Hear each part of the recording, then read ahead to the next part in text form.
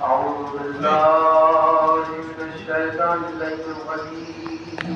بسم الله الرحمن الرحيم. الحمد لله رب العالمين. الصلاة والسلام على أشرف الأنبياء والمرسلين سيدنا ونبينا وشفيعنا مولانا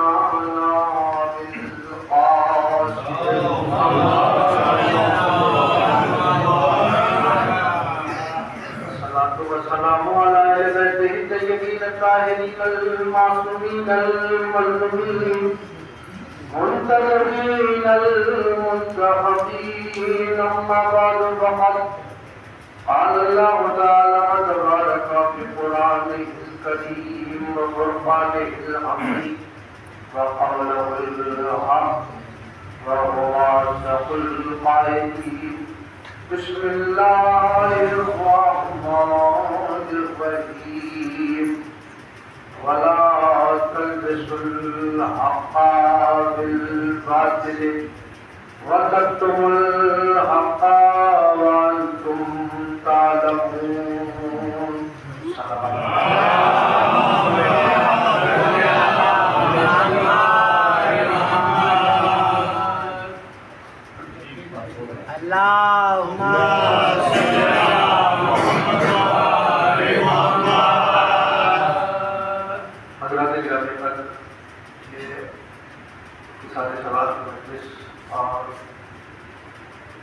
हमारे रमजान में तरीका रहता है कि बहुत पुरानी और खराब बयान नहीं हुआ करता है, बल्कि मुख्तसर से वक्त में कोशिशें ये रहती हैं कि जहाँ से वहाँ तक जो कुछ भी मालूमात हैं जाती है वो मुंतकिल होते रहें और यकीनन हक पे बंदे जो है वो अदा कर जाए। तो रोए वाला आज की मुख्तसर सी गुफ्तगू के लिए मैंने जिस आए करीमा को सरनामा कलाम करार दिया है,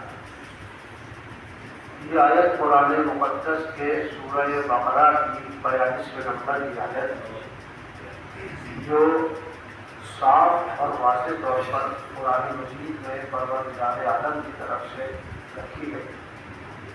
मैं समझता हूँ कि अगर कुरान मजीद की सिर्फ इस आयत को हम अपनी ज़िंदगी का हिस्सा बनाएं तो यकीनन आज के समाज और माशरे में जो खराबियाँ जो खामियाँ पाई जाती हैं मुमकिन है कि उनमें कहीं न कहीं कमी आ जाए और इंसानी सतह कहीं न कहीं बदल जाए।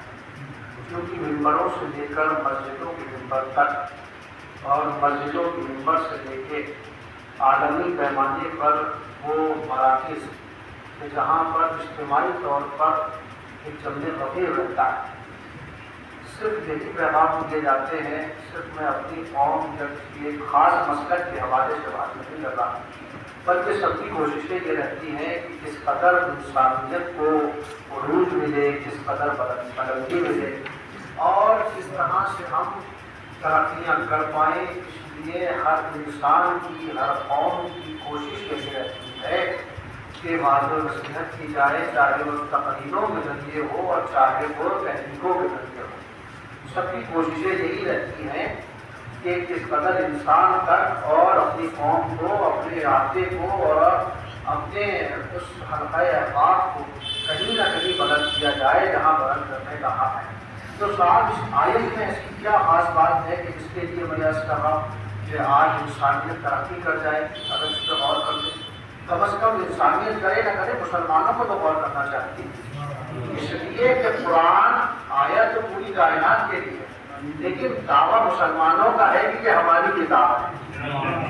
भाई दावा तो हमारा है, ये हमारी किताब है। लेकिन मैं ख़ास तौर पर चूँकि बड़े लिखे अफराद और ऐसे चेहरे जो मजलिसी चेहरे हैं वो मजलिस में मौजूद है, शायद मेरी बात आसान और सहल अल्फाज में शायद एक राखंड बात पहुँच जाए। वो हुजूर वाला बात ये है कि ये बात है कि कुरान आया है सारी कायनात में, दावा है मुसलमानों का कि ये हमारी किताब है, अल्लाह ने हमारे नबी को लेकर भेजा, उसमें कोई शक नहीं। लेकिन कुरान मजीद में बहुत से मकामात पर न मुसलमानों से खिताब हुआ है न लोगों से खिताब हुआ है, बल्कि बहुत सारी आयतें ऐसी हैं जहाँ पर खिताब हुआ है या अय्युहल्लज़ीना आमनू, ऐ ईमान वालों, ऐ मोमिनों। इसका मतलब ये है कि अब मोमिनों की जिम्मेदारी ज्यादा हो जाती है। साफ पता कैसे चलेगा कि मोमिन कौन है? जो ऐलान कर रहे हैं इतने ईमान का वही तो मोमिन है। और पूरी दुनिया के अंदर कोई ऐसा मसला लाओ जो ये ऐलान करता हो कि मोमिनों से गुजारिश है कि मजलिस में आ जाओ। इसका मतलब ये है, शायद मेरी बात आप तक पहुंच रही है, इसका मतलब ये है कि अगर हमारा दावा बड़ा है तो हमारी जिम्मेदारी भी बड़ी होगी।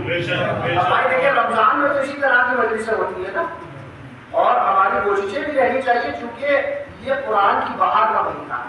अगर कुरान के हवाले से बात ना होगी तो रमजान में नहीं तो पूरे साल नहीं हो सकती। इसलिए कि कुरान मजीद की बहार का महीना है, और खास तौर पर कहा गया है कि इस महीने में कुरान मजीद को ज्यादा से ज्यादा पढ़ा जाए, तिलावत की जाए। लेकिन मैं यही जो क्या कहता हूँ, मोमिनों की जिम्मेदारी एक कदम और आगे है।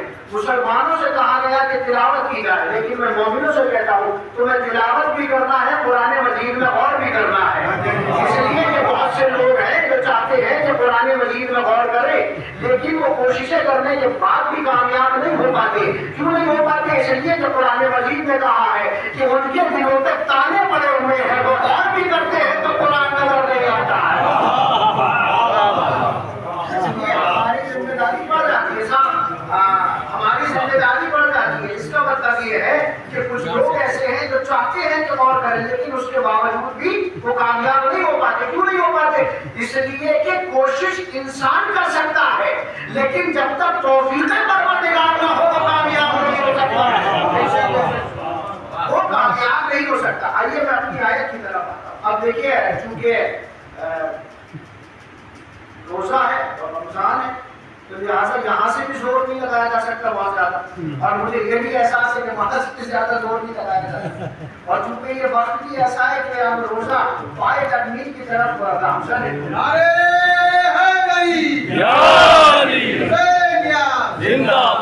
तो बस कोशिश ये करूंगा कि यहाँ से वहां तक देखिए, मौला सलामत रखे। कुछ चीज जो होती है वो अल्लाह की तरफ से नेमत होती है। अगर मुसलसल 3 महीने की भी रोजे रखें तो अल्हम्दुलिल्लाह कभी इनकी आवाज में फर्क नहीं पड़ेगा।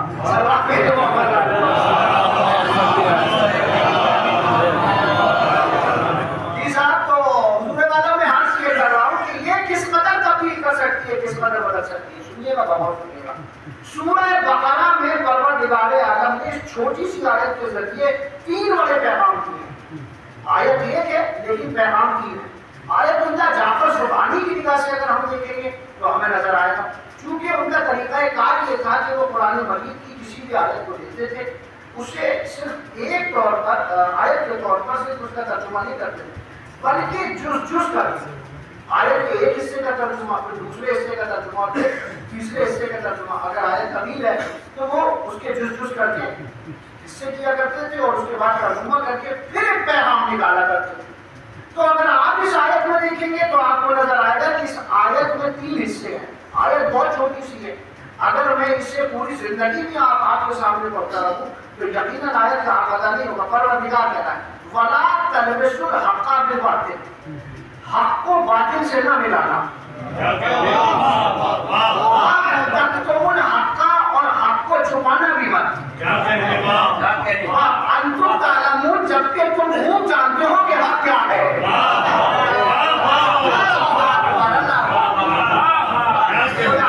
खुदा की कसम, ये आयत ही मुकम्मल मजलिस है। इस आयत का तर्जुमा ही मुकम्मल मजलिस है। 3 हिस्से आपको नजर आए, मैंने एक मरतबा में इसका तर्जुमा नहीं किया, मैंने भी 3 ही हिस्सों में किया है। आयतुल्लाह जाफर सुबहानी कहते हैं वला तलबिसुल हक़्क़ बिल बातिल, हक को बातिल से ना मिलाओ। मुझे अच्छी तरह याद है जब मैंने आखिरी मरतबा इस इमाम बारगाह में मजलिस पढ़ी थी तो इस आयत के हवाले से पढ़ी थी। जो मारूजात उस वक्त की किल्लत की वजह से रह गए थे, कोशिश करूंगा कि आज इंशाअल्लाह वो पूरा कर सकूं। वला तलबिसुल हक़्क़ बिल बातिल, हक को बातिल से ना मिलाओ। परवरदिगार क्या कह रहा है? हक को बातिल से ना मिलाओ। अब परवरदिगार का लहजा देखिएगा इस आयत में, क्या कह रहा है? हक को बातिल से न मिलाओ, यानी फाइनल क्लियर कट, हक को बातिल से न मिलाना। इसलिए कि परवरदिगार जानता है कि किसी भी जमाने में एक गिरोह ऐसा आएगा जो कोशिशें करेगा कि हक को बातिल में मिलाया जाए।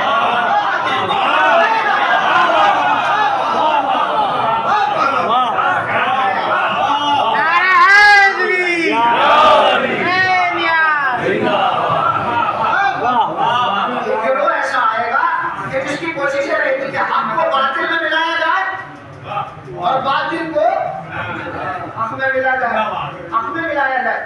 अच्छा, बात यही खत्म हो जाती तो जुमला भी यही रुक जाता मजलिस का। लेकिन अल्लाह ने कुरान में आयत को आगे बढ़ाया। उसने कहा वक़्त वो लोग हक को बातिल में नहीं मिलाएंगे या बातिल को हक में नहीं मिलाएंगे, बल्कि वो कोशिश करेंगे हक को छुपाया भी जाए।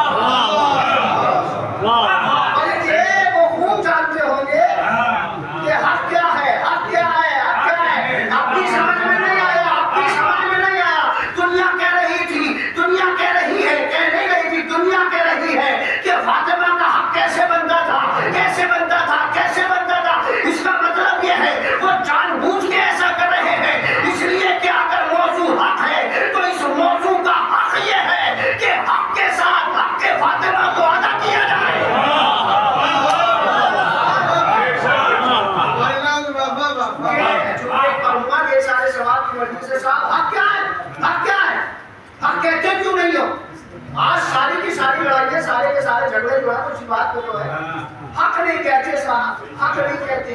अच्छा, हक कहने की तो लोगों में सलाहियत है ही नहीं। लेकिन मैं आपसे सवाल करता हूँ कि आप में आप सुनने की भी गुंजाइश है? सब हक कहने की सलाहियत ही खत्म होती जा रही है। मैं कह रहा हूँ हक सुनने की गुंजाइश खत्म हो रही है। पहले लोगों ने हक सुनना बंद किया है, तब लोगों ने हक कहना बंद किया है। पहले लोगों ने हक सुनना बंद किया है, तब लोगों ने हक कहना बंद किया है। अगर तुमने अपने इन कानों का इस्तेमाल सही जगह किया होता तो इसकी जबान भी चौराहे पर सियासत के लिए न चलती, में इबादत के लिए।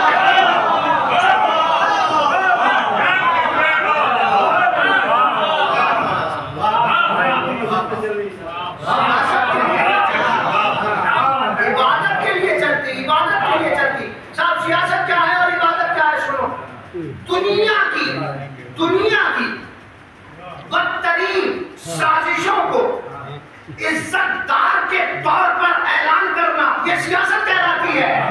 क्या तर्जुमा कर रहा हूं मैं साहब? सियासत का तर्जुमा कर रहा हूं मैं उस सियासत की बात नहीं कर रहा, मैं आज की सियासत की बात कर रहा हूं। सुनिएगा, दुनिया के बदतरीन किरदारों की बदनुमा साजिशों के ऐलान को सियासत कहते हैं। नेक इंसान की खालिस इबादत परवरदिगार के लिए सर को झुकाने को इबादत है।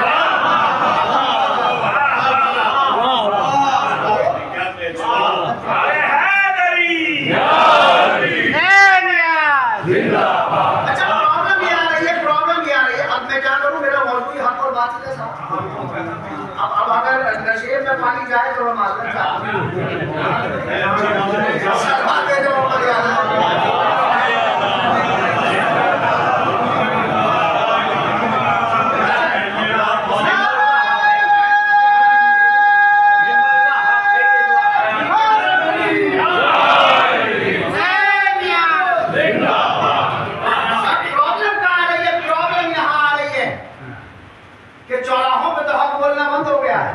तो मेरा सवाल है, क्या मिंबर से आप बोला जा रहा है?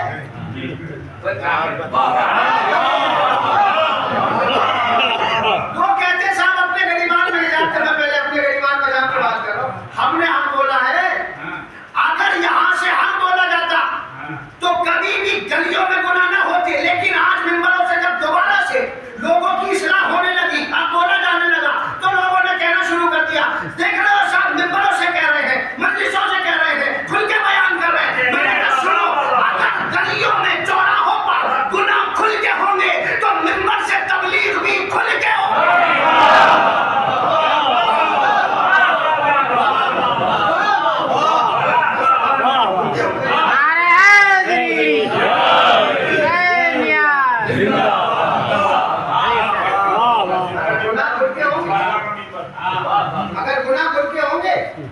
मिंबर से तबलीग भी खुल के होगी, मिंबर से तबलीग भी खुल के होगी। इसका मतलब ये है कि अब देखना पड़ेगा कि साहब हक कहाँ है और बातिल कहाँ है। ये तो पहले ही थी, पहले ही थी। या दुनिया के दूसरे रिश्ते में बहुत सीधी सीधी सामने की बातें कर रहा हूँ ताकि मेरे छोटे भाइयों तक भी पैगाम पहुंचे। और आज के दौर में दिक्कत ये आ रही है कि खतीब जो मजलिस पढ़ता है और जो सामने मजमा होता है उसके लिए 20%, 80% पढ़ी जा रही है कैमरे के लिए।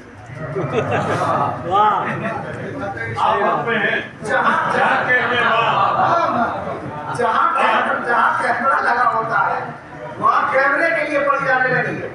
लेकिन अब सुनिएगा बाबा, सुनिएगा हुआ क्या साहब, होता यह है कि हक नहीं कहा जा रहा है, हक नहीं कहा जा रहा है। तो हक कहने के लिए क्या फरिश्ते आएंगे? हक हमें कहना है, आपको कहना है। अब हम कहेंगे कैसे, हक समझेंगे कैसे, हक को पहचानेंगे कैसे? सुनिएगा, कभी भी वो हक को नहीं पहचान सकता कि जो कायनात में अली मुर्तजा को नहीं पहचान सकता।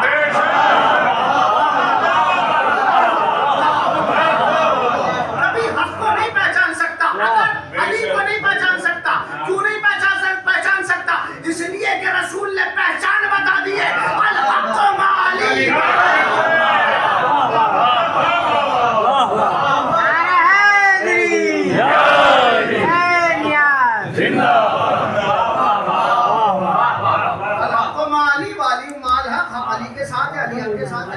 अब अगर तुम अली के साथ ही नहीं हो तो हक के साथ नहीं हो। अगर तुम चाहते हो कि हक के साथ आ जाओ तो अली के साथ आ जाओ। अली के साथ आओगे कैसे? अली का तरीका एक कार ये था कि अली ने सिर्फ मुसल्ला इबादत पे खड़े होकर इबादत परवरदिगार का ऐलान नहीं किया है, बल्कि अली ने बताया अगर मुसल्ले पे सारी रात नमाज शब में खड़े होने का नाम इबादत है तो किसी गरीब के यहाँ कांधे पर बोरियां लाद कर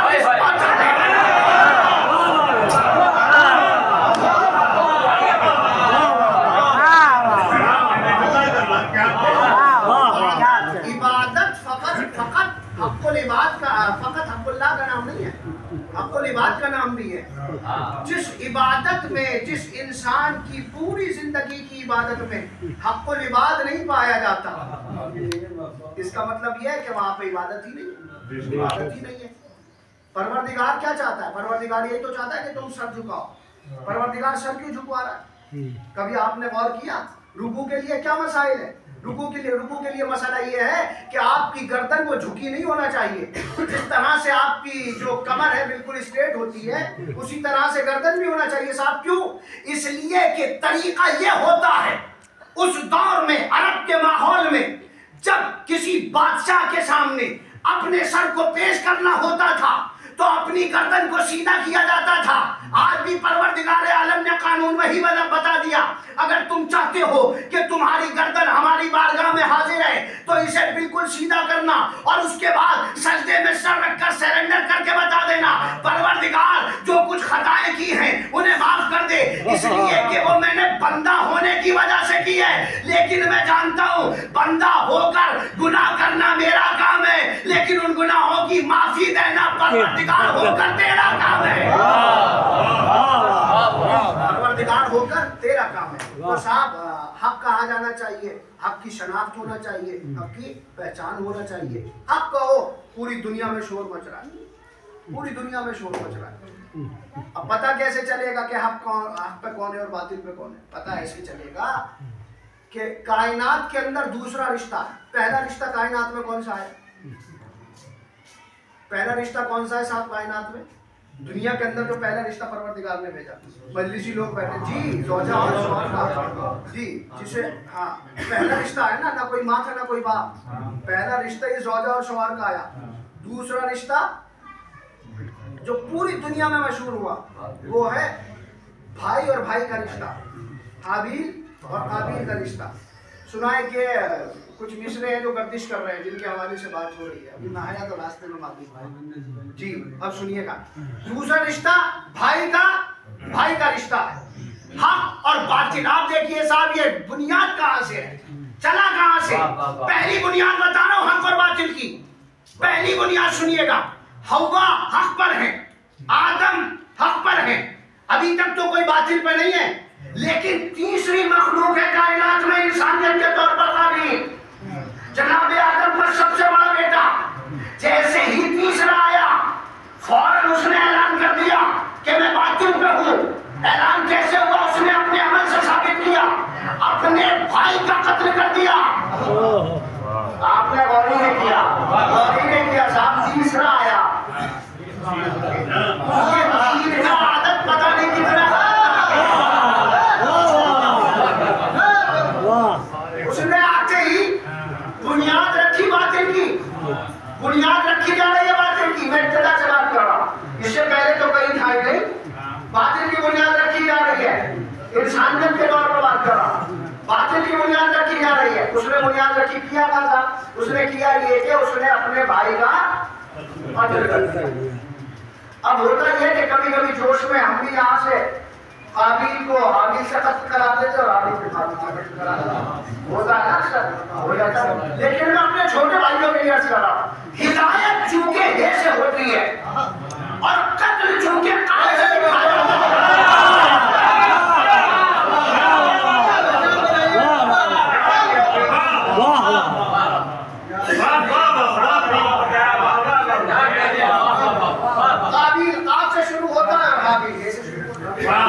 तो हाबिल का काम हिदायत करना था, काबिल ने कत्ल करना।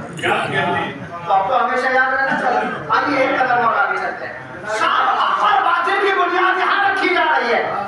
इसका मतलब ये है कि हक और बातिल की बुनियाद जो रखी गई, वो जहाँ पर भाई को कत्ल किया गया, ये लफ्जों को बदलूं, सबसे बड़ा राह बातिल पे वही इंसान है आज के दौर में जो काबिल की सुन्नत पे अमल कर रहा है। साहब उसकी सुन्नत पे अमल क्या करेगा? उसकी सुन्नत पे अमल ये है कि वो भाई को कत्ल कर रहा है, चाहे वो इक़्तिसादी तौर पे कर रहा हो, चाहे वो जायदाद के तौर पे कर रहा हो, भाई तौर पे कर रहा हो। इसका मतलब ये है अपने भाई को सताने वाला काबिल के साथ नजर आएगा, भाई के साथ करने वाला बात के साथ नजर आएगा।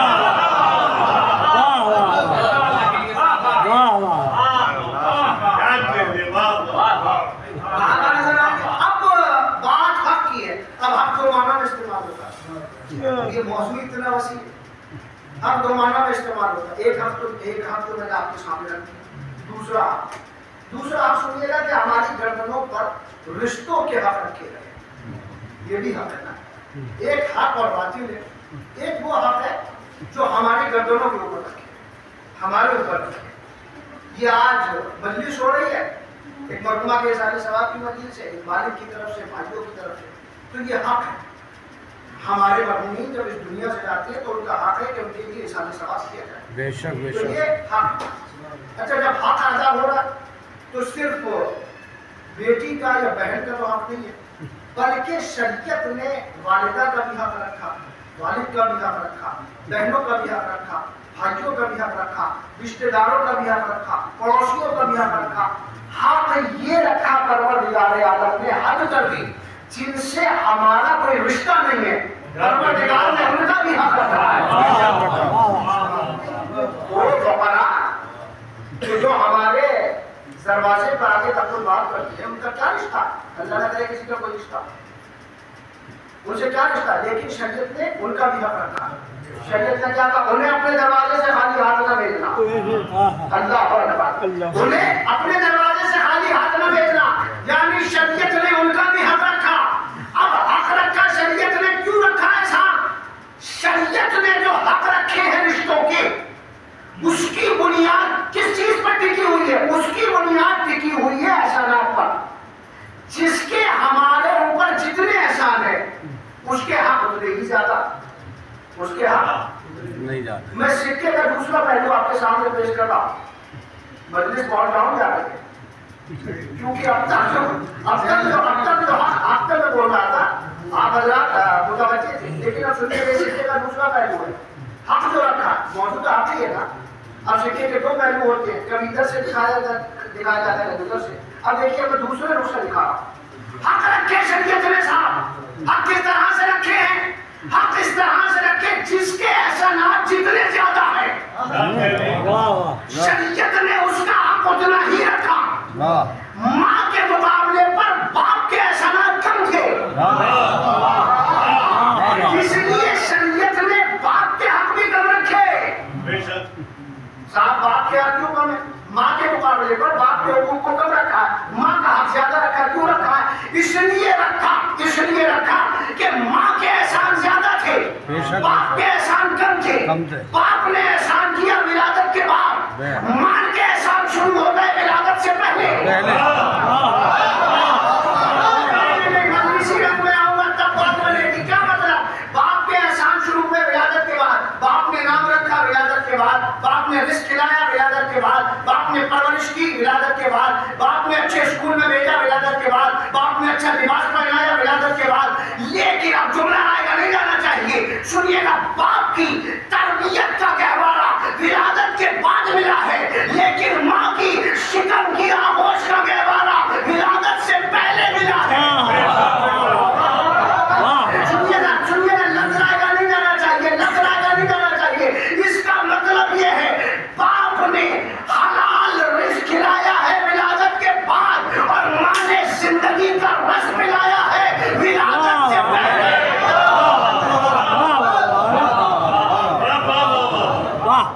तो शरीयत ने इसी वजह से सबके हुकूक को ज्यादा रखा। माँ ने चूंकि ज्यादा एहसान है, माँ की विलादत से पहले भी एहसान है। शायद के खामोशी का रोजा क्यों जाए? हाँ, खामोशी के रोजे का इफ्तार इस जुमले से लीजिएगा। जिसके हुकूक जितने ज्यादा है, माँ का हक इसलिए ज्यादा है चूंकि माँ ने विलादत से पहले भी एहसान किया, विलादत के बाद भी एहसान किया। इसका मतलब यह है जो पहले भी एहसान करे, जो बाद में भी एहसान करे, उसका हक ज्यादा होता है। लाओ कोई ऐसी तराजू जो अबू तालिब के ईमान को तोल सके और उनके एहसानों को तोल सके। साहब कैसे? अबू तालिब ने ऐलान रिसालत से पहले भी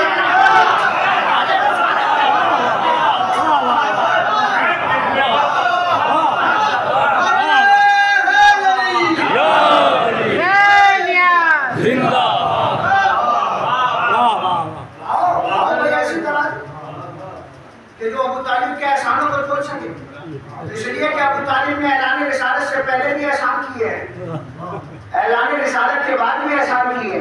जितने रिश्तेदार हैं वो ऐलान रिसालत के बाद आए, लेकिन अबू तालिब उस वक्त के रिश्तेदार हैं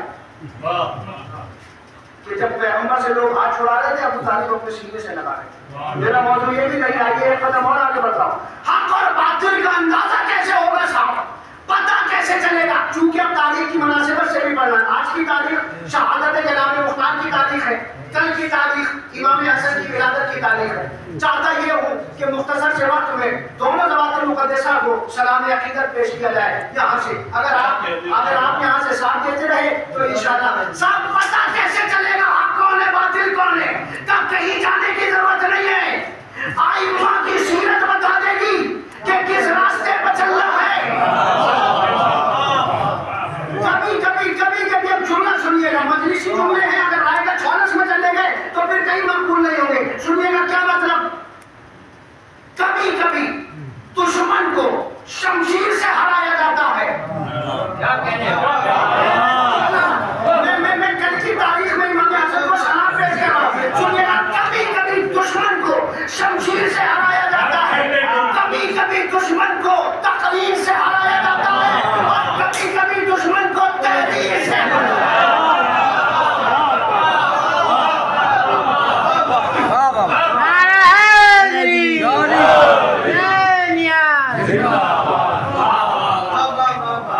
अब सुनिएगा, तीनों लफ्जों की वजाहत करूंगा, शायद कि इससे ज्यादा लुत्फ आता।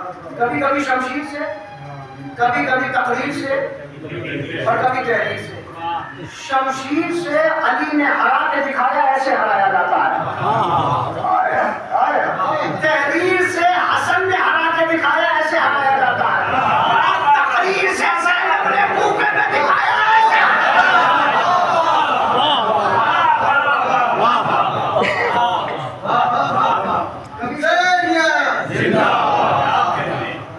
कभी शमशीर से हराया जाता, कभी तहरीर से हराया जाता है, कभी तकरीर से हराया जाता। इमाम हसन ने बातिल के चेहरे से नकाब उलटी। जिस वक्त में शमशीर की जरूरत थी, शमशीर काम आई। जिस वक्त में तहरीर की जरूरत थी तहरीर काम आई, और जिस वक्त में तकरीर की जरूरत थी तकरीर काम आई। तकरीर की जरूरत थी तकरीर काम आई। नीचे तकरीर के हवाले से बात हो रही है। इमाम हसन को सलाम हकीकत में पेश करना शायद यही बच्चे समाप्ति हो जाए। सुनिएगा एक वाकया सुनिए। हुआ क्या था, कैसर रोम, दो बादशाह इस्लाम में कायम, दो हुकूमतें, दो खिलाफतें कायम। एक दारुल हुकूमत बना रहा था कूफे और एक बना रहा था शाम। अब इमाम हसन की अजमत समझना है, सुनिएगा।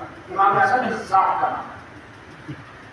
हसन के बाप ने दारुल हुकूमत बनाया कूफा को, यानी मौलाए कायनात। दो खिलाफतें शुरू हुई ना, तीसरी खिलाफत के बाद में कुछ दिन के बाद उसने भी वहां से ऐलान कर दिया कि मैं मुसलमानों का खलीफा हूं। उसने दारुल हुकूमत बनाया सीरिया को, शाम को। मौलाए कायनात ने बनाया कूफा को। अब वो अलग मौजूद है कि मौला ने कूफे ही को क्यों बनाया, मौला ने मदीने को क्यों नहीं बनाया। अब तक तीनों खिलाफतें मदीने से चल रही थी, लेकिन मौला ने अपनी खिलाफत मदीने से कायम नहीं, बल्कि मौला ने जो राजधानी बनाया, सेंटर बनाया, वो बनाया कूफा को, और उसने बनाया शाम को। अब शाम की रियासत के बराबर में एक रियासत की बहुत बड़ी रियासत थी जिसे रोम की हुकूमत कहा जाता था। रोम की हुकूमत था। अब सबकी ये कोशिश होती है कि अपनी बराबर वाली पड़ोस वाली रियासत अगर कोई मजबूत है तो उससे बहुत अच्छे मामला हो जाए, बहुत अच्छे रवाबित हो जाए, ताकि एक मजबूत पड़ोसी होगा तो एक तरफ से तो सरहद कम से कम जो है वो मजबूत हो जाएगी। तो सीरिया से चूंकि रोम का बॉर्डर लगता था, कैसर रोम की बहुत बड़ी हुकूमत थी। अब हाकिम शाम ने कैसर रोम को, जैसे यहाँ हाकिम कहा जाता है रोम में, वहां के बादशाह को कैसर रोम कहा जाता है, रोम का बादशाह। इसने खत लिखने शुरू किए। अब खत जब पहुंचने लगे यहाँ से वहां तक, पहचानिएगा आप और बातें क्या है, अभी वाजे हो जाएगा। इमाम हसन का जोड़ा है, जब इमाम हसन से सवाल किए ना आकर, जब कैसर रोम में शाम के हाकिम को सवाल भेजे थे, और उसने जब मौलाए कायनात के पास भेजा तो इमाम हसन की तरफ इशारा करके मौला ने फरमाया था मेरा बेटा जवाब देगा। और जब पूछा गया मौला आप और बातें में क्या फर्क है, तो मौला ने फरमाया था फकत 4 उंगलियों का फर्क है।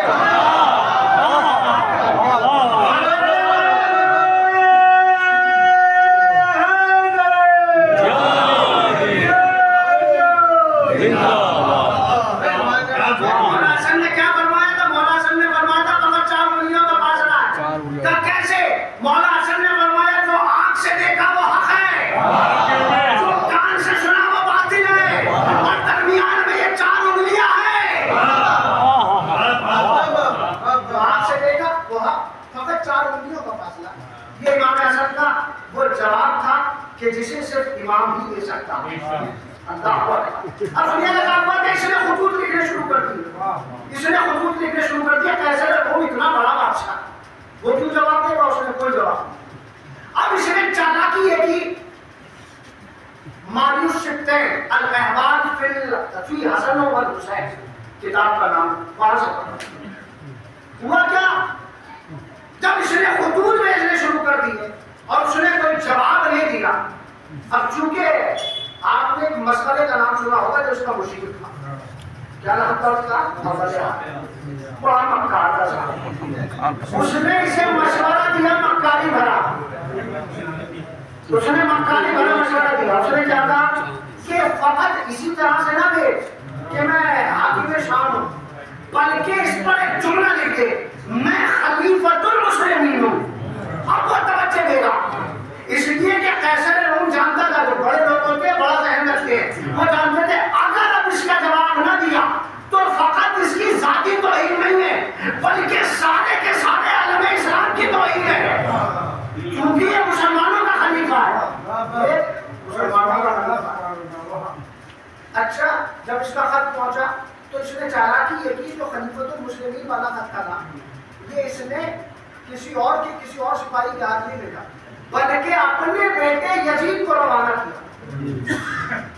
तारीफ सुनिएगा, यजीद को रवाना किया और यजीद से कहा कि तू जा, उसे जाके कहना कि मैं हाकिम शाम का बेटा हूँ, खलीफतुल मुस्लिमीन का बेटा हूँ, और उन्होंने मुझे अपना नुमाइंदा बना के भेजा। ठीक है साहब, ये पहुंचा, दरबारियों ने रोक लिया दरवाजे पर। इसने कहा कि खत को दिखाया जाए। वैसे रूम में जब देखा खत को तो उसकी निगाह इसी लफ्ज पे आकर टिक गई जहाँ लिखा हुआ था खलीफतुल मुस्लिमीन। उसने कहा ठीक है, खलीफतुल मुस्लिमीन के नुमाइंदा है, उसे अंदर भेजा जाए। यजीद अंदर पहुंचा, उसने मेहमान रखा, उसने कहा ठीक है आराम से बैठिए। लेकिन उसका वजीर भी बड़ा चालाक था, वो दाखिल का था। उसने आकर कान में जुमला का, हुजूर आपने किसे बुलाया? तो मुसलमानों के खलीफा का नुमाइंदा आया है। तो मैंने तो सुना है, ये कहाँ से आया? का शाम से आया, सीरिया से आया। वजीर कहता मैंने सुना है मुसलमानों का खलीफा शाम में नहीं रहता है, कूफे में रहता है।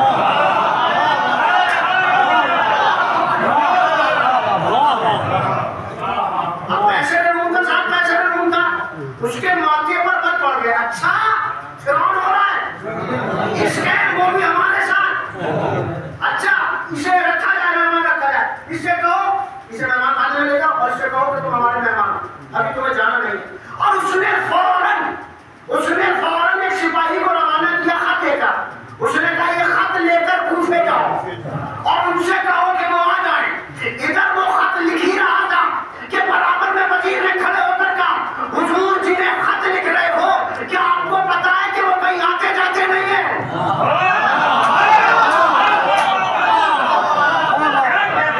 क्या आपको पता है कि वो कहीं आते जाते नहीं है? क्या क्यों? क्या इसलिए साबित करने की जरूरत झूठों को होती है।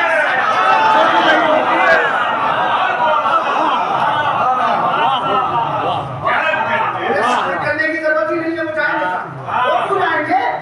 उन्हें साबित करने की जरूरत ही नहीं है। अच्छा तो फिर क्या होगा? क्या इस खत में एक सतर और लिखिए। क्या वो क्या लिखना है? क्या उसमें लिखो, हुजूर मेरी गुजारिश है, या तो आप खुद आ जाए या फिर उसे भेज दें जो आपके जैसा हो। तारीख पर सलाम कीजिएगा, अपने इमाम को सलाम कीजिएगा। जब ये खत पहुंचा मौला कायनात के पास, मौला मेंबर कूफा पे दाहिनी जानिब इमाम हसन बैठे थे। मौला ने खत पढ़ा, मुस्कुराया। मुस्कुराने के बाद इमाम हसन की तरफ देखा। इमाम हसन खड़े हुए, जी बाबा जान क्या हुक्म है? क्या मेरे लाल, सुना है उसका बेटा कैसर रूम के पास पहुंचा है। उसका बेटा कैसर रूम के पास पहुंचा है। मजलिसी जुमला है, तारीखी नहीं है। अब ये जुमला भी सुन लीजिएगा। मौला मुस्कुराया और मुस्कुराने के बाद में जुमला का, सुन मेरे लाल, इसको जो उसका बेटा पहुंचा है ना, इससे इंतकाम तो करबला में हुसैन मिला, लेकिन पहले जाकर रूम में से हाशमी जवानों का मिजाज बताओ। अगर रोजे में ना होता तो इसे चीर के कहता होता सवाल करके मोहम्मद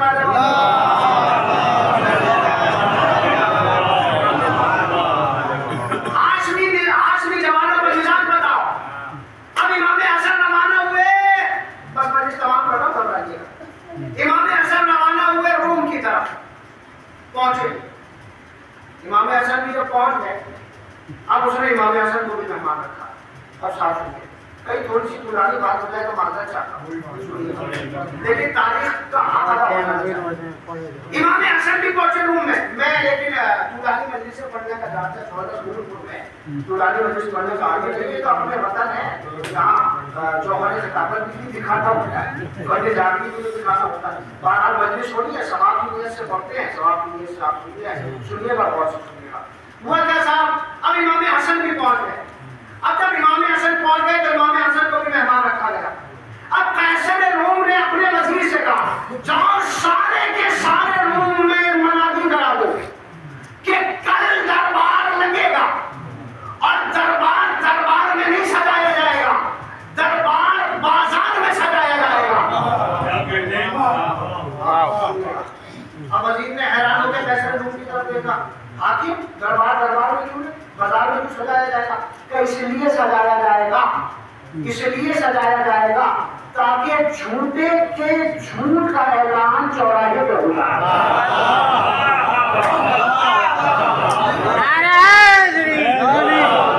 जुमला इससे आहिस्ता करूंगा, आप इंशाल्लाह इससे जोर से सुनिएगा।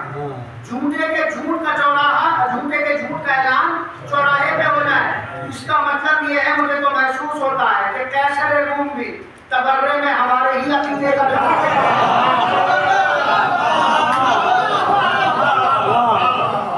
ऐसे रूम की कमरे में हमारे ही अकीदे का था। हुआ क्या साहब, सारे के सारे रूम में शोर मच गया, दरबार बाजार में लगाया जाएगा। खैरियत तो सारे का सारा मजमा जम्मे गफीर मैदान में जमा हो गया, बाजार में आ गए, चारों तरफ से लोगों ने घेर लिया। दरमियान में एक तख्त लगाया गया, तख्त के ऊपर एक ऊंची कुर्सी बिछाई गई और उस ऊंची कुर्सी के बराबर में दाहिनी और बाहिनी जानिब दो छोटी कुर्सियां बिछाई और इतना ऊंचा तख्त लगाया गया कि सीढ़ियां बनाई, सीढ़ियों से लोग तख्त को चढ़ जाए। ठीक है, और दरमियान में मंजर आप समझ लीजिएगा ताकि भी कंट्रोल हो सके। सामने तख्त है, बीच में दरमियान में रास्ता बनाया गया है, सिपाही खड़े हुए हैं दीवार बनकर, सिपाहियों के पीछे मजमा ही मजमा, लोग शाना बशाना खड़े हुए हैं। अब हुआ ये कि कैसर पे सारी तारीफ छोड़ रहा, वो तस्वीरों वाला वाकया भी छोड़ रहा, कहीं दुलानी ना हो जाए। सिर्फ इमाम हसन आपको बातें के चेहरे से जो नकाब उठाई है सिर्फ वो दिखेगा। हुआ क्या साहब, सारे का सारा मजमा पीछे, सिपाही आगे। कैसर रूम ने इशारा किया सिपाहियों को, जाओ पहले वाले को बुला के लाया जाए, जो पहले आया था। यजीद आया, चला, उठा, बढ़ा, कैसर रूम की तख्त की तरफ चलने लगा। जब दरमियानी रास्ते में पहुंचा, मैंने सारा मंदिर इसलिए खींचा है ताकि आप लोग कमजोर हो सके। जब रास्ते के दरमियान में पहुंचा तो यजीद ने झुककर फर्शी सलाम किया।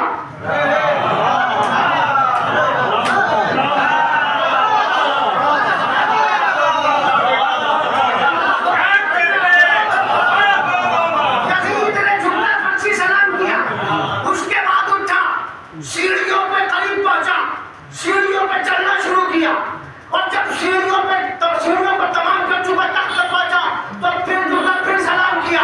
उसके बाद आगे बढ़ा, दोनों घुटनों को कैसर रूम के सामने टिकाया, कैसर रूम पे दाहिना हाथ लिया, कैसर रूम का बोसा लिया, वह कैसर रूम के हाथ का बोसा लेना था।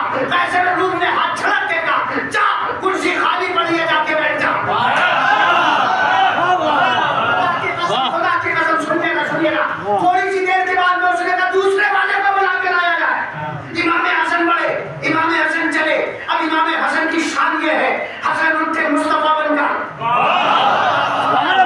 मोहम्मद वाला, रिदा अली वाली, हशमत अबू तालिब वाली, अब्दुल मुत्तलिब वाली, जलाल अब्दुल मनाफ वाला।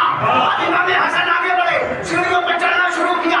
इमाम हसन के चेहरे पे हैबत इतनी थी, हसन ने पहली सीढ़ी पे कदम रखा, कैसर रूम अपनी कुर्सी से थोड़ा उठा,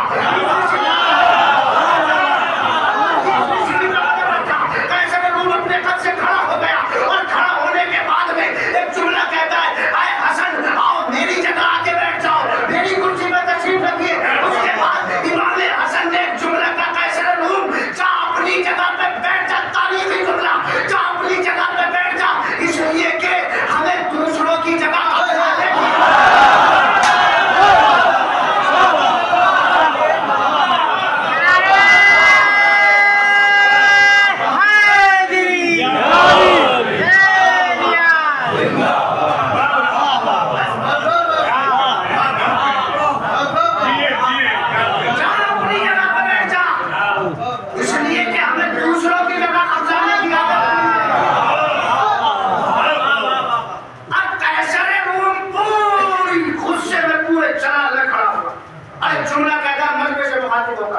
सुनो।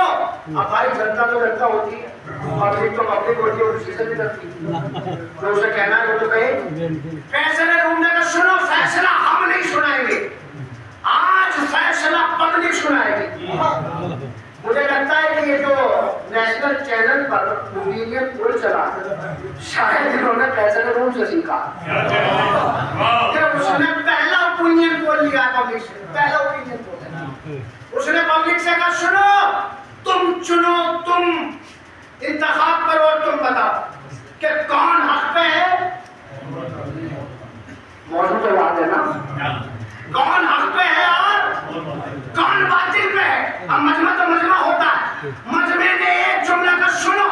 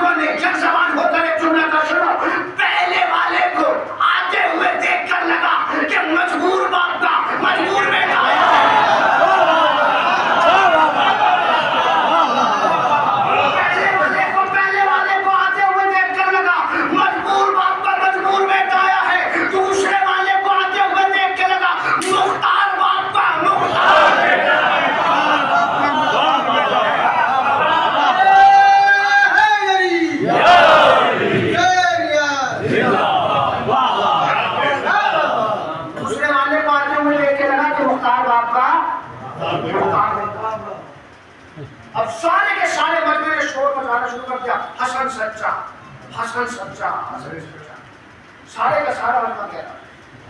अब कैसर ने, अब यजीद उसकी तो हालत खराब हो गई, सारे का सारा मजमा पलट गया था। अब सुनिएगा, आंखों बांधने के चेहरे से इस तरह से लगा, मैंने क्या कहा था, कभी कभी कभी कभी शमशीर से हराया जाता है, कभी तहरीर से हराया जाता है। इमाम हसन ने इसके बाप को हराया तहरीर के जरिए। सुनिएगा, दो भाई हैं, इमाम हसन और इमाम हुसैन, लेकिन तीन तरीके हैं ना दुश्मन को हराने के, शमशीर के जरिए, तहरीर के जरिए, तकरीर के जरिए। दो जरियों से इमाम हसन ने हराया और एक जरिए से इमाम हुसैन ने हराया। हुसैन ने करबला में हराया शमशीर के जरिए, करबला में हुसैन ने हराया शमशीर के जरिए, इसके बाप को हसन ने हराया तहरीर के जरिए, और रूम में हसन ने यजीद को हराया अपनी तकरीर के जरिए। और तकरीर सुन लीजिएगा साहब, तकरीर क्या है? इमाम हसन ने जो तकरीर क्या है, बल्कि हक और बातिल की वजाहत है। कैसे रूम अपनी जगह से खड़ा हुआ, इमाम हसन के पास आया और आने के बाद में हाथों को जोड़ के कहता, मौला मैं समझ गया कि आप ही सच्चे हैं, आप ही हैं, लेकिन मौला मेरा एक सवाल, अगर आप रूम आए हैं, अगर वो सवाल भी उस सवाल का जवाब ना मिल सका, तो फिर मुझे लगता है कि कभी उस सवाल का जवाब ना मिले, तो पूछो क्या सवाल। तो ऐसा रूम की पहले से प्लानिंग, चूंकि इतना बड़ा बादशाह है, सारी की सारी प्लानिंग पहले से, उसने सिपाहियों की तरफ इशारा किया।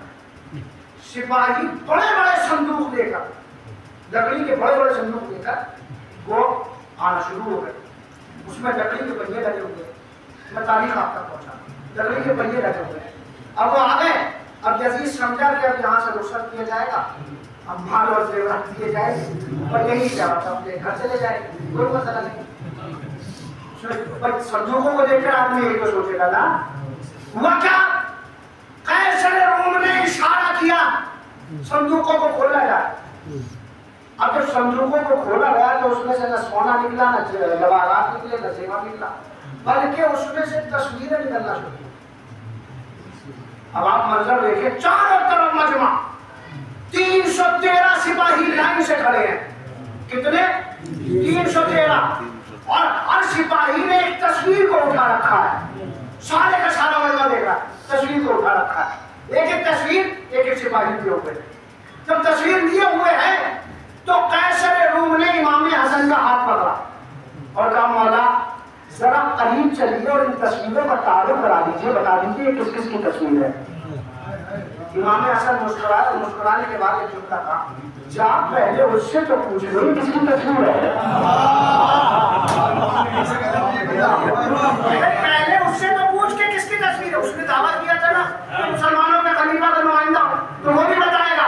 अब सुनिएगा, ऐसे पता चलता है कि जब हक बातिल के चेहरे से नकाब उलटता है तो इसी अंदाज से उलटता है। इमाम हसन ने क्या इशारा किया, उससे जाके सवाल कर।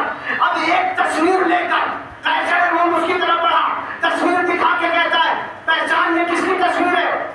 उसने तस्वीर को देखा, अलग के देखा, पलट के देखा, दाएं से देखा, बाएं से देखा, कभी मैं नहीं बता सकता किसकी तस्वीर है। अब सुनिएगा साहब, ऐसा बेटा भी आपको कायनात में नहीं मिलेगा जैसा ये था, इसलिए अपनी भी तौहीन कराई, अपने बाप की भी तौहीन कराई। उसने पलट के कहा, अच्छा तुझे नहीं मालूम, मुमकिन है कि तेरे बाप को मालूम हो किसकी तस्वीर है। पलट के कहता है, अगर उसे मालूम होता तो मुझे बता के भेजता किसकी तस्वीर है। मुझे मालूम है ना, मेरे बाप को मालूम है। अपनी भी तौहीन करा रहा है, अपने बाप की भी करवा रहा है। अब इमाम हसन की तरफ आगे बढ़ा, मौला आप ही बता सकते हैं, बताइए किसकी तस्वीर है। इमाम हसन ने तस्वीर को देखा और देखने के बाद मुस्कुरा कर हम नहीं बताए। जी जी, तारीफ का जुमला यही है। इमाम हसन ने कहा, हम नहीं बताएंगे। जिस तरह से आप हैरान हो गए, उससे ज्यादा हैरान कैसे जरूर हो गए। उसने कहा, मौला अगर आप नहीं बताएंगे तो फिर कौन बताएगा। आप नहीं बताएंगे तो फिर कौन बताएगा, बताइए किसकी तस्वीर है। इमाम हसन मुस्कुराए, अच्छा हम एक तस्वीर का तो बता दें किसकी तस्वीर है, वो जो 312 और है उनका कौन बताएगा कि वो किसकी तस्वीर है। अरे उनका कौन बताएगा कि वो किसकी तस्वीर है। तो एक तस्वीर का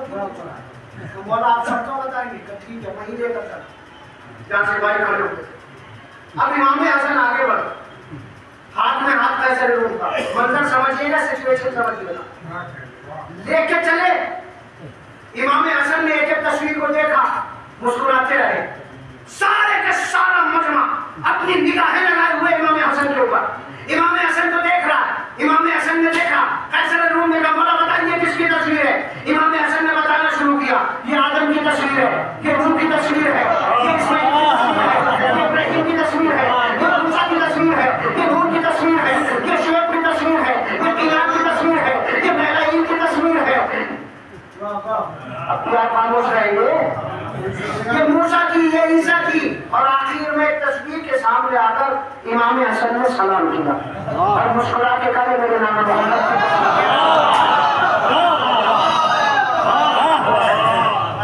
इमाम हसन ने मुस्कुरा के कहा मेरे नाना मोहम्मद की तस्वीर है, मेरे नाना मोहम्मद की तस्वीर है। सारे का सारा मजमा हैरत से इमाम हसन की तरफ देखने लगा। कैसर रूम आगे बढ़ने लगा, कैसर रूम पे चलना था कि इमाम हसन ने कैसर रूम का हाथ पकड़ लिया और एक जुमला कहा, सुन कैसर रूम, ये सवाल तूने किया था, बताओ ये किस किस की तस्वीर है, लेकिन अब हमारे ऊपर वाजिब हो गया है कि हम बताएं कि ये किस किस की तस्वीर है। लेकिन इनमें से इनके बाप का नाम क्या था, इनकी माँ का नाम क्या था, इनका हसब क्या था, इनका नसब क्या था, इनके अपने कौन थे, इनके पराए कौन थे, ये हम ही बताएंगे। कैसर रूम हैरान हो गया, परेशान हो गया, मौला आप बताएंगे? हाँ हाँ हम ही बताएंगे। अब उसके बाद एक जुमला का फकत ये नहीं बताएंगे इनका हसब क्या है, इनका नसब क्या है। सुन कैसर रूम, अब ये भी बताऊंगा कि मेरे बाप पर, इन मेरे बाप के इन पर क्या क्या एहसान है। सुन ये आदम है, इनकी तौबा मेरे बाबा ने कबूल कराई, ये नूह है, इनकी कश्ती मेरे बाबा ने काम लगाई, ये इब्राहिम है, इनके लिए दंगा मेरे बाबा ने बनाया, ये ईसा है, इनको मेरे बाबा ने बचाया, ये मेरे नाना मोहम्मद है, हर जगह मेरे बाबा ने मदद की।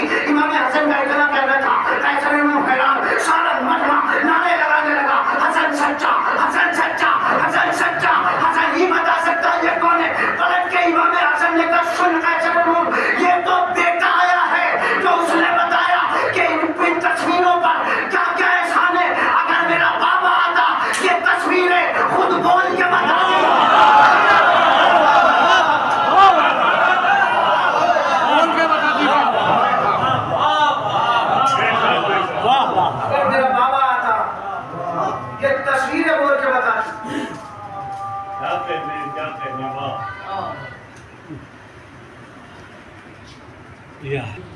तो इस तरह से हक बातिल के चेहरे से नकाब करते हैं।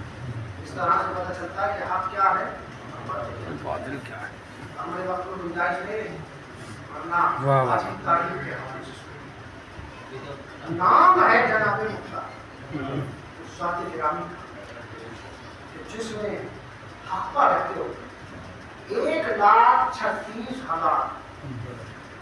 1,36,000 दुश्मनाने इमाम हुसैन से बचा था और दुश्मनाने इमाम हुसैन से अच्छा उनको बहुत सी रिवायतें हैं जिसमें तादाद मुख्तलिफ लिखी गई। कुछ लोग 3,46,000 भी पढ़ते हैं, कुछ लोग उससे कम भी पढ़ते हैं।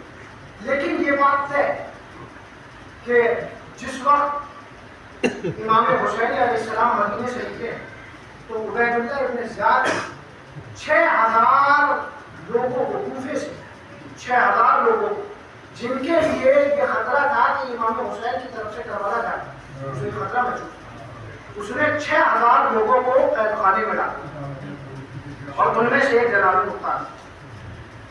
लेकिन मुख्तार की अजमतों का भरोसा था, मुख्तार नाम है उस साथी गिरामी का जिसके सबब आले मोहम्मद के लबों में मुस्कुराहट आई। जब उमर इब्न साद का सर भेजा जनाब मुख्तार, लोग कहते हैं कि इमाम को इमाम की तारीफ हासिल की या नहीं हासिल की, सुनिएगा इसी जुमले से अंदाजा हो सकता, इसी जुमले से महसूस होगा और साहिबान शऊर इसी जुमले से अंदाजा लगा कर सकते हैं कि इमाम की किस कदर तारीफ हासिल की जनाब मुख्तार। जब उमर इब्न साद का सर भेजा है तो उसके बाद इमाम सैयद सज्जाद ने अपने लबों पे मुस्कुराहट सजाते हुए एक जुमला कहा था, मुख्तार से कहना कि हुरमला का सर कब तक भेजेगा, हुरमला का सर कब तक भेजेगा। सुनिएगा, हमारे करोड़ों सलाम होने नारे मुख्तार का। कई वर्षों तक आले मोहम्मद के घर में खुशियां नहीं हुई है, कई वर्षों तक आले मोहम्मद के औरतों ने अपने सरों में कभी कलमा नहीं किया है, कई वर्षों तक आले मोहम्मद के घरों में मीठी चीज नहीं खाई गई है, क्योंकि मीठा खुशियों की अलामत होती है। आले मोहम्मद के घरों में ये सारी खुशियां नहीं मनाई गई, लेकिन कितनी अजमत है जनाब मुख्तार अल्लाह अकबर, जिनकी वजह से आले रसूल खुशियां मना पाए। आले रसूल के घर में ईद हुई। आज जो ईद ज़हरा हम मनाते हैं 9 रबीउल अव्वल को, ये जनाब मुख्तार की देन है, ये जनाब मुख्तार की देन है। खुदा रहमत नाज़िल फरमाए जनाब मुख्तार पर और उनकी आल पर। खुदा की कसम, जनाब मुख्तार के सबब आले मोहम्मद के घर में खुशियां। और सुनिएगा, बहुत सुनिएगा, जब इमाम सैयद सज्जाद ने जुमला कहा कि मुख्तार से जाके पूछेगा कि हुरमला का सर कब तक भेजेगा, इमाम सैयद सज्जाद का ये जुमला कहना था कि अंदर से एक बीबी के रोने की आवाज आई। जानते हो बीबी कौन थी? वो बीबी कोई और नहीं, अली असगर की वालिदा का नाम, जो बड़ी शिद्दत से अपने बच्चे के ताकिन के सर पर इंतजार कर रही। आज जानती है, जब हुरमला का सर आया और इमाम सैयद सज्जाद ने जाकर जनाब नवाब को खबर सुनाई, एक अम्मा अली असगर का कातिल मारा गया, आप वादा करके आई थी कि आप साए में न जाएंगी, अम्मा आप तो साए में चली जाओ। वो इतना कहना था, जनाब नवाब ने जुमला का ये रह रहा है, मैं इमाम वक्त के जनाजे पर, इमाम हुसैन के जनाजे पर ये वादा करके आई थी कि जब तक जिंदा रहूंगी साए में न जाऊंगी। वो इतना कहना था, इमाम सैयद सज्जाद तरफ है, अरे जुमला का अम्मा अब सैयद सज्जाद से देखा नहीं जाता, अरे परसों गुजर गए, आप दूर में रहती है अम्मा, अब बेटा बनकर नहीं इमाम की हैसियत से कहता हूं, अम्मा साए में चली जाओ। इतना कहना था, नवाब ने हाथों को बदल दिया, एक परवरदिगार इंसाफ करना, एक इमाम के जनाजे पर वादा, एक इमाम हुक्म दे रहा है, तारीख बताती है जनाब नवाब का एक कदम साए में था, एक कदम दूर में था, अचानक जनाब नवाब जमीन पे गिर गई, जमीन पे गिरना था, जनाब ज़ैनब को आवाज दी, एक फुफी अम्मा नवाब जमीन पे गिर गई। अब जब जनाब ज़ैनब ने लफ्जों को टटोला, ए सैयद सज्जाद, नवाब दुनिया से चली गई, क्या देखा कि एक कटरी थी जो अक्सर नवाब के सीने से लगी रहती है। अब तो नवाब जब सैयद सज्जाद ने कटरी को खोल के देखा, क्या देखा, अरे कुछ डंडे कुत्ते चले हुए झूले की नकलियां अपने सीने से लगाए।